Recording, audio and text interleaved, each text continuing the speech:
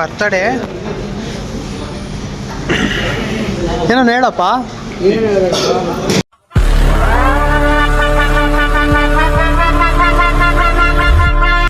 ನಮಸ್ಕಾರ ಸ್ವಾಮಿ, ನಾನಿವತ್ತು ತಂದಿರೋದು ಗಾಡಿ ಬಂದು ಡಿಸ್ಕವರಿ 125. ಇದೇ ನನ್ನ ಫಸ್ಟ್ ಗಾಡಿ. ಇದರಲ್ಲೇ ನಾನು ಗಾಡಿ ಕಲ್ತಿರೋದು. ಅದಕ್ಕೆ ಇದ್ರ ಬಗ್ಗೆನೇ ನಾನು ಯೂಟ್ಯೂಬಲ್ಲಿ ಫಸ್ಟ್ ವೀಡಿಯೋ ಹಾಕಬೇಕು ಅಂತ.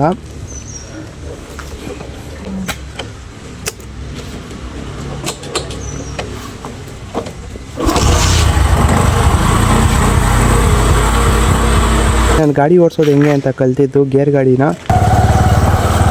ಈ ಗಾಡಿ ಮೇಜರ್ಲಿ ಬಂದು 2013 ಮಾಡಲು, 12-13 ವರ್ಷ ಆಗೈತೆ. ಇವಾಗೂ 1 ಲೀಟ್ರ್ ಪೆಟ್ರೋಲ್ ಹಾಕ್ಸಿದ್ರೆ ಹೆಚ್ಚು ಕಮ್ಮಿ 65-70 ಕಿಲೋಮೀಟ್ರ್ ಪರ್ ಲೀಟರ್ ಕೊಡುತ್ತೆ. ಮೇಜರ್ಲಿ ಟಿಪಿಕಲಿ ಗಾಡಿ ಬಗ್ಗೆ ಮಾತಾಡಬೇಕು ಅಂದರೆ, ಈ ಥರ ಗಾಡಿಗಳು ಬಂದು ಫ್ಯಾಮಿಲಿ ಪರ್ಪಸ್ಗೋಸ್ಕರ ತೊಗೊತಾ ಇದ್ದಿದ್ದು. ನಮ್ಮ ಹುಡುಗರಿಗೇನು ಆಸೆ ಅಂದರೆ ಚೆನ್ನಾಗಿರೋ ಗಾಡಿಗಳು ತೊಗೊಂಡು ಒಳ್ಳೆ ಗಾಡಿಗಳಲ್ಲಿ ಓಡಾಡಬೇಕು ಅಂತ ಆಸೆ. ಅದೇ ಥರ ನಮ್ಮ ತಂದೆದಿರಿಗೂ ಇರುತ್ತೆ ಆ ಆಸೆಗಳು. ಬಟ್ ಅವರ ಆಸೆ ಎಲ್ಲ ಬಿಟ್ಟು ಫ್ಯಾಮಿಲಿಗೋಸ್ಕರ ಈ ಥರ ಗಾಡಿಗಳು ತೊಗೊಂಡವ್ರಲ್ಲ, ಅದಕ್ಕೆ ಅವ್ರಿಗೆ ರೆಸ್ಪೆಕ್ಟ್ ಮಾಡಬೇಕು.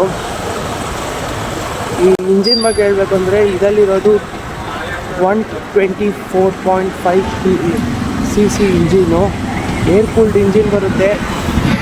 ಏರ್ ಕೂಲ್ಡ್ ಅಂದರೆ ಏನು, ಲಿಕ್ವಿಡ್ ಕೂಲ್ಡ್ ಅಂದರೆ ಏನು ಅಂತ ಮುಂದೆ ವೀಡಿಯೋಗಳಲ್ಲಿ ಹೇಳ್ತೀನಿ. ಇದರಲ್ಲಿ ಬರೋದು newton metre, torque, horsepower ಅದೆಲ್ಲ ಸೈಡ್ಗೆ ಇಟ್ಟಿದ್ರೆ ಈ ಎಮೋಷ್ನಲ್ಸ್ ಈ ಗಾಡೀಲಿ ಕ್ಯಾಚ್ ಮಾಡ್ಕೊಳೋದು. ಯಾಕೆಂದರೆ ಫಸ್ಟ್ ಟೈಮ್ ಗಾಡಿ ಓಡಿಸೋದು ಕಲ್ತಿದ್ದು ಇದೇ ಗಾಡೀಲಲ್ವಾ. ಫಸ್ಟ್ ಕ್ಲಚ್ ಹಿಡಿದು ಸೆಕೆಂಡ್ ಗೇರ್ಗೆ ಹಾಕೋದು ಎಲ್ಲ ಕಲ್ತಿದ್ದು ಇದೇ ಗಾಡೀಲೇ. ನನ್ನ ಫ್ರೆಂಡ್ ಒಬ್ಬ ತೌಶೀಫ್ ಅಂತ ಇದ್ದ, ಅವನೇ ನನಗೆ ಈ ಗಾಡಿ ಓಡಿಸೋದು ಹೇಳ್ಕೊಟ್ಟಿದ್ದು. ನನಗೆ ಆವತ್ತು ಗಂಟ ಈ ಪ್ರಾಕ್ಟಿಕಲಿ ನನಗೆ ಗೊತ್ತಿರಲಿಲ್ಲ. ಬಟ್ ಥಿಯರೆಟಿಕಲಿ ಗಾಡಿ ಹೆಂಗೆ ಓಡಿಸೋದು ಅಂತ ಗೊತ್ತಿತ್ತು. ಪ್ರಾಕ್ಟಿಕಲಿ ನಂಗೆ ಒಂಚೂರು ಗೊತ್ತಿರಲಿಲ್ಲ ಗಾಡಿನ ಹೆಂಗೆ ಓಡಿಸ್ಬೇಕು ಅಂತ. ಆವಾಗ ಹೇಳ್ಕೊಟ್ಟಿದ್ದು ಅವನೇ. I respect him and I respect ಈ ಗಾಡಿನ. ತುಂಬ ಥ್ಯಾಂಕ್ ಯು ಸೋ ಮಚ್. ಸಿಕ್ಕಾಬಿಟ್ಟೆ ಖುಷಿಯಾಗಿದೆ. ನನಗೆ ಏನು ಮಾತಾಡ್ಬೇಕಂತ ಗೊತ್ತಾಗ್ತಾ ಇಲ್ಲ. ಹೆಂಗಿರುತ್ತೆ ಅಂದರೆ, ಇದೇ ಗಾಡೀಲಿ ಕಲಿತು ಈ ಗಾಡೀಲಿ ನಾವು ಇಲ್ಲಿ ಕುತ್ಕೊಂಡು ಹೋಗ್ತಾ ಇರ್ತೀವಿ, ಟ್ಯಾಂಕ್ ಮೇಲೆ ಕುತ್ಕೊಂಡು ಹೋಗ್ತಾ ಇರ್ತೀರಿ. 1-2 ದಿನ ಆಮೇಲೆ ಹಿಂದೆಗಡೆ ಕುತ್ಕೊಂಡು ಹೋಗ್ತಾ ಇರ್ತೀರಿ. ಅದೇ ಥರ ಮತ್ತೆ ನಾವೇ ಕುತ್ಕೊಂಡು ಈ ಗಾಡಿ ಓಡಿಸೋಷ್ಟು ದೊಡ್ಡವರಾದರೆ, ಅದೇ ಗಾಡಿ ನಮ್ಮ ಜೊತೆನೂ ದೊಡ್ಡದಾಗಲ್ವಲ್ಲ, ಜೊತೆಲೇ ಇರುತ್ತಲ್ವ. ಆ ಎಮೋಷನಲ್ ಕ್ಯಾಚ್ ಮಾಡಿಕೊಂಡು ಈ ಗಾಡಿಗಳನ್ನ ಮಾರಕ್ಕೆ ಹೋಗಬೇಡಿ. ಎಂಥ ಗಾಡಿಗಳಿದ್ರೂ ಈ ಥರ ಗಾಡಿಗಳನ್ನ ಮೇಂಟೈನ್ ಮಾಡಬೇಕು ಮನೇಲೊಂದು. ಇದು ಬ್ರೇಕಿಂಗ್ ಬಗ್ಗೆ ಹೇಳಬೇಕು ಅಂದರೆ,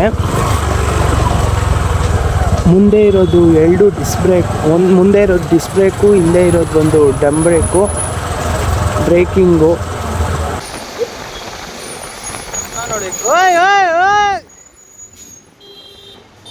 ಈ ಒಂದು ಅದ್ಭುತವಾದ ಕ್ಷಣಕ್ಕೆ ಭಾರತವೇ ಸಾಕ್ಷಿಯಾಗಿದೆ.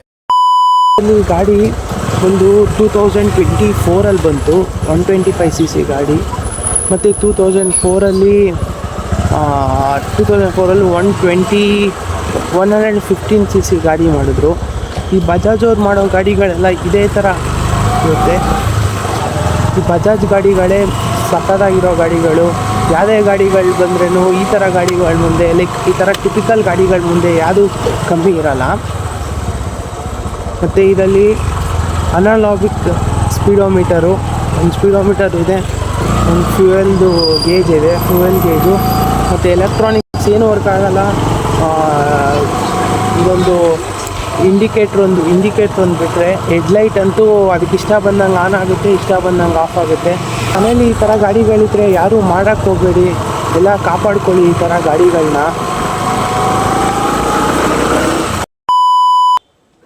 ಇವಾಗ ನಾವು ಗಾಡಿಗಳು ತೊಗೊಬೇಕು ಅಂದರೆ ಕಂಫರ್ಟ್ ನೋಡ್ತೀರಿ.